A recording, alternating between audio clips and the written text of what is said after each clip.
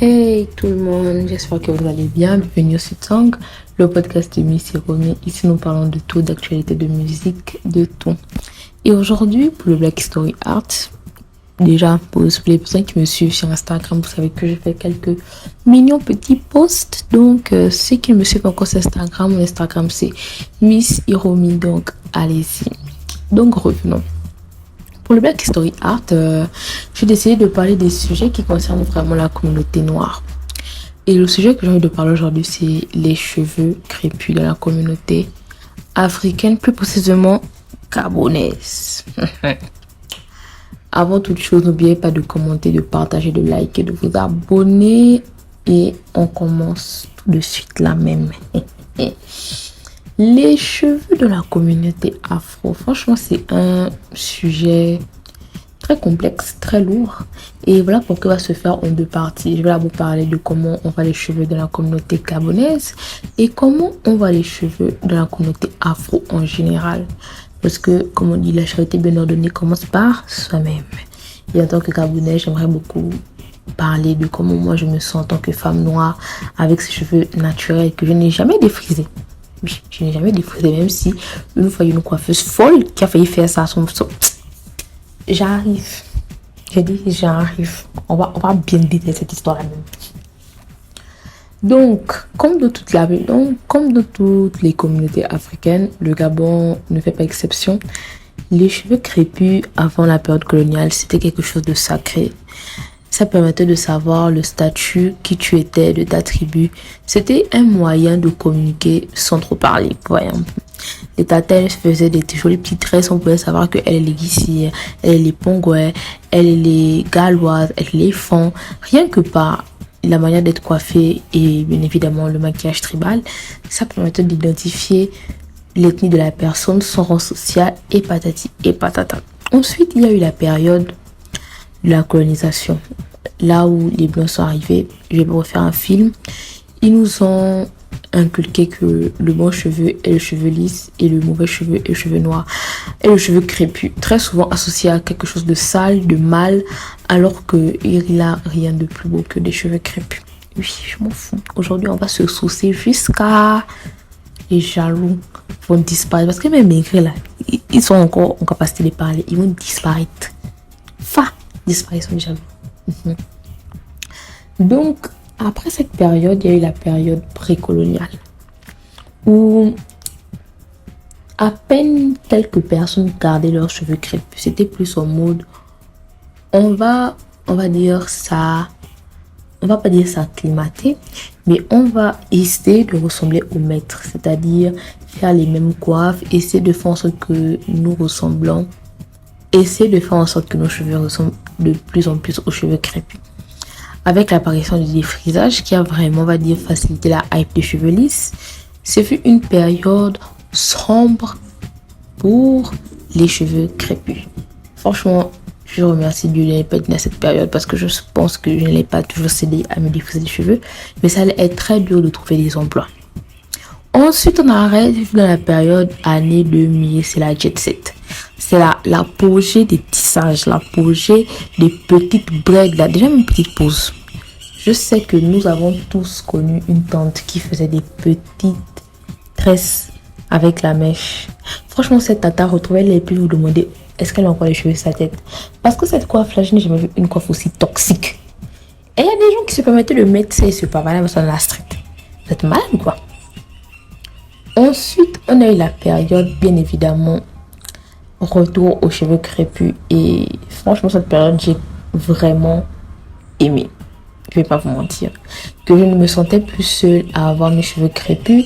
Les salons afro étaient de plus en plus fréquentés. Chose qui était très rare parce qu'avant, franchement, les coiffeuses à tout va, dès que tu venais t'asseoir avec tes cheveux crépus, ça te critiquait. Surtout au Gabon, hein. Je sais pas comment ça s'est passé au Gabon. Même jusqu'à présent, quand je me vais dans des salons qui sont pas afro, parce que tu as faire l'expérience là récemment quand je suis rentrée. Bref, on m'a mis des gels sur la tête et pourtant j'ai bien dit que j'étais allergique à ça. Ça m'a donné des pays. Bref, cette période-là est très sombre pour mes cheveux. Ce qui s'est passé quand je suis rentrée là, c'était dégueulasse. Le cousin de café, je ne vais même pas donner leur nom. Vous êtes des criminels. Si vous m'écoutez, que vous reconnaissez, vous êtes quelque part à la Katim, c'était là. Avant la Katim, c'était là. Vous êtes des criminels. Vous êtes des criminels en aussi. Parce qu'on ne peut pas vous dire ne mettez pas, vous mettez. Et moi, comme je suis mise à la, je dis encore ne mettez pas la laque. Mais. Merde. Bref, je dois me calmer, je dois rester classe. Qu'une pour afro pour eux, c'est pas grave. C'est une période. Cette période est une période très compliquée pour moi.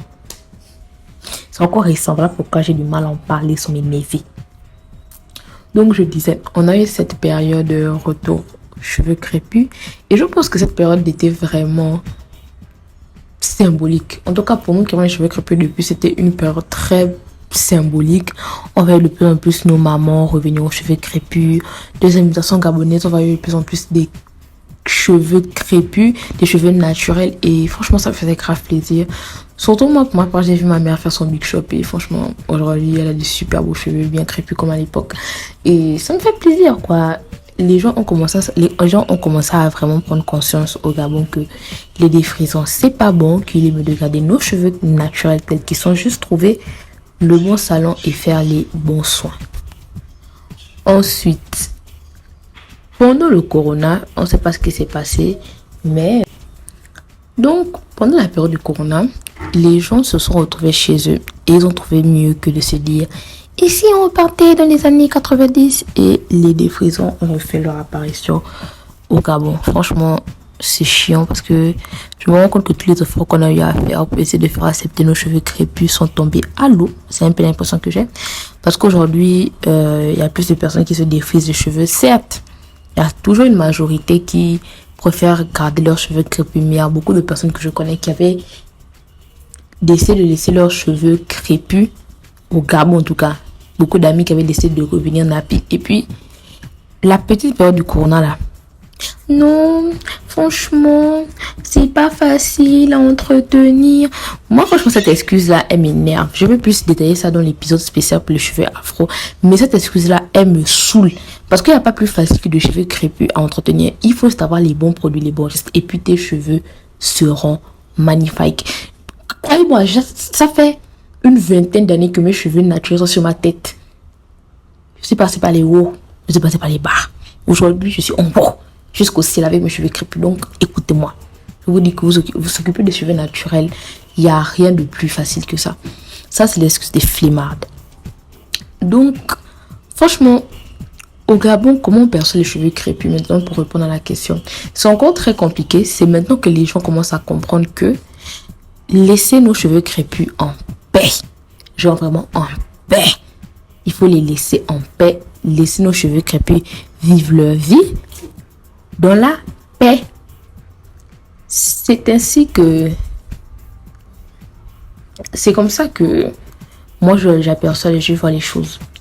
C'est encore très mal vu parce que il y a de cela quelques années, quand j'étais en quatrième, mon surveillant m'avait demandé de détacher mes vanilles parce que soi-disant c'était les coiffes des brigands. On voit là où on en est. Donc franchement c'est un truc qui m'a fait vraiment énerver parce qu'il y a des filles qui rentrent avec les cheveux, des mèches jusqu'aux fesses et c'était pas un problème moi qui me traite avec mes cheveux, c'était ça le problème. Il faut détacher mes tresses parce que mes tresses ce sont des tresses de drogués. Jusqu'à j'avais dit que si vous voulez que je détache mes tresses là, vous devez écrire dans le carnet les raisons pour que je puisse aller le montrer à ma mère parce que je ne suis vraiment pas d'accord avec. Ça, c'est un truc qui m'avait vraiment énervé. Ou encore une fois, une dame de le taxi qui m'avait tiré les cheveux parce que je les avais laissés en afro. Non. Non. Soit les gens pour savoir si c'était une perruque. Mais chérie, demande, je vais te dire, est-ce que c'est une perruque ou pas? Ou le fait que quand je me pavane avec mes cheveux détachés, on me regarde comme un extraterrestre dans la rue alors que les gars... Ce sont mes cheveux, j'ai le droit de me pavaner avec ça sur ma tête en paix. Ou à chaque fois, tout te dire que non, mais tu sais, tu peux lisser, mais tu sais, tu peux brosser. Non, laisse les cheveux des femmes noires, crépus tels qu'ils sont. On est fatigué en fait, on est genre exténués. On a trop combattu pour en arriver là. Aujourd'hui, on est arrivé au point là où, surtout les hommes noirs au Gabon, quand ils décident de laisser leurs cheveux, c'est un problème. Alors que quand les Libanais viennent au Gabon là, dans les établissements, on ne demande pas de couper leurs cheveux. Ce qui fait en sorte déjà que ça crée, comment dire ça, une différence et un dégoût pour les personnes qui ont leurs cheveux sur la tête. Parce qu'ils vont se dire que pourquoi nous, femmes noires ou bien hommes noirs, quand on part à l'école, on nous demande de couper nos cheveux parce qu'ils ne sont pas propres. Mais les blancs, quand ils viennent apprendre dans nos écoles en Afrique, on ne demande pas de couper leurs cheveux parce que soi-disant, c'est plus présentable. Plus présentable par rapport à quoi? Comment dire ça, soi-disant nos cheveux nous empêchent de réfléchir et d'étudier, eux aussi normalement leurs cheveux doivent leur empêcher d'étudier. Moi en tout cas je n'ai jamais compris cette règle dans les établissements à couper les cheveux. Encore au Gabon c'est pas trop fréquent, mais en Côte d'Ivoire ils aiment bien faire ça. C'est plus au Gabon dans les internats là qu'on aime couper les cheveux aux jeunes filles, mais quand ce sont les petites blanches là, on coupe pas leurs cheveux, hein. C'est joli, c'est beau, c'est waouh, mais nous c'est dégueulasse, on doit les couper. Pire encore pour les gens qui ont des locks, mon Dieu, eux, franchement, je me dis juste leur vie, c'était un combat à tout jamais. Parce que pour faire comprendre ça aux gens que ce sont nos cheveux, que c'est pas sale, que je pense que c'est l'une des coiffes les plus propres même. Parce que si tu fais pas des shampoings, tu auras la tête qui gratte. Les locks, une personne qui a des locks, qui aime ses locks, ne va jamais vous dire que il faut pas les laver, c'est fou. Non, franchement, au Gabon, les administrations font encore vraiment chier pour des trucs aussi banals. On va te dire que non, tu ne peux pas rentrer, tu n'es pas bien coiffé et tout. Tu te pointes à un entretien avec tes cheveux afro, on va te regarder comme un extraterrestre. La première chose qu'on va te dire, c'est ah, maman Africa, machin. Des commentaires très cons que tu sens que mais je suis même pas venue pour ça à la base. J'ai même pas envie de beaucoup parler. Je suis juste venue faire mon entretien, c'est pas faire mon entretien. Là récemment, il y a un jeune homme qui a dû faire passer une pétition que j'ai signée, que je vais mettre dans la barre de description.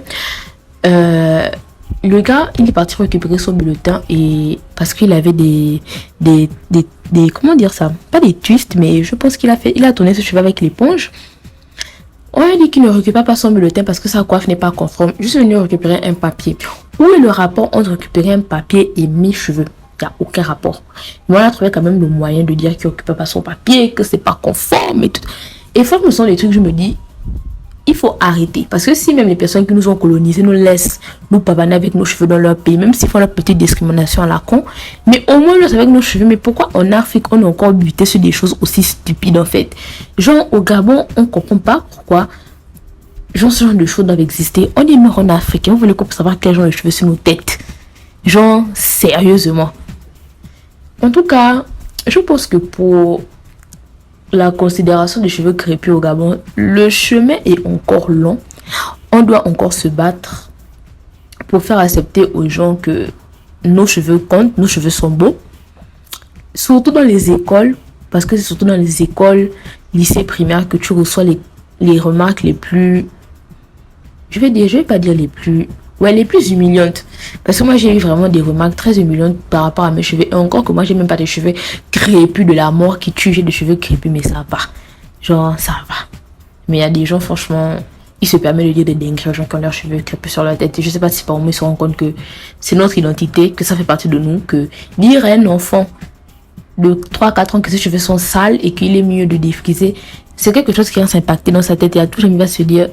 Si se déconstruit pas bien, il va se dire qu'il est mieux pour lui défriser ses cheveux pour entrer dans tout ce qui est conforme. Alors que quand tu es africain, chez dans ton pays, tu es censé avoir tes cheveux, c'est ta tête, tes cheveux crépus, ça peut être un problème. En tout cas, je vais m'arrêter par là. On se dit à la prochaine. Je vous incite vraiment à signer cette pétition pour qu'on demande d'arrêter aux gens de couper leurs cheveux, surtout aux hommes, parce que franchement, les réponses que le jeune avait eu sur ses commentaires, c'était vraiment très puéril, en mode ouais, ça fait pas responsable, non, c'est pas de nos mœurs, vous êtes bête ou vous faites exprès. Vous êtes bête ou vous faites exprès, genre vraiment. Soit c'est l'un, soit c'est l'autre. Je ne suis pas là pour beaucoup causer. J'ai pas d'humeur causante. Donc, c'est fatigant. Parce que même l'excuse que les coiffes avec les nattes, les copes, les brigands. Bon, nos chefs de l'État là, qui ont les cheveux bien rasés là, qu'est-ce qu'ils foutent là? C'est pas qu'ils foutent la merde par moment. Voilà, ça veut dire que nos cheveux n'ont aucun rapport avec nos fonctions dans la vie. En tout cas, on se dit à la prochaine. N'oubliez pas de commenter, de liker, de partager, de dire ce que vous pensez en commentaire, d'ouvrir le débat et de signer la pétition qui circule sur les cheveux crépus au Gabon, de laisser nos cheveux crépus en paix. On est fatigué, on est bientôt, on est le 21e siècle, on est en 2025 et puis on est là, on nous fait faire vivre des horreurs. En tout cas, big up à tous les salons afro de Libreville, vous faites du bon taf et bisous, à la prochaine.